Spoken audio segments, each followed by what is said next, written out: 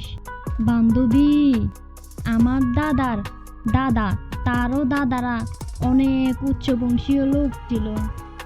এলাকার কেউ তাদের দিকে চোখ তুলে তাকাতো না। ওমা তাই? হুম। তাহলে তারা কি চোখ বন্ধ করে হাঁটতো? না, জাস্ট অন্যদিকে তাকায় কথা বলতো। ও আচ্ছা। আমার বাপ দাদারা তো ছিল জমিদার বংশ। এই বংশের মানুষদের অনেক পরিমাণ অর্থ সম্পদ থাকে। আমাদের বাড়ির সামনে দাঁড়ালে যত দূর চোখ যায় সব জমি আমার দাদার। আমাদের বাড়ির আশেপাশে যতগুলো বাড়ি আছে সবগুলো আমার দাদাদের। মা মা, আচ্ছা মা, আমাদের বংশের নাম কি? অজাতের বংশ।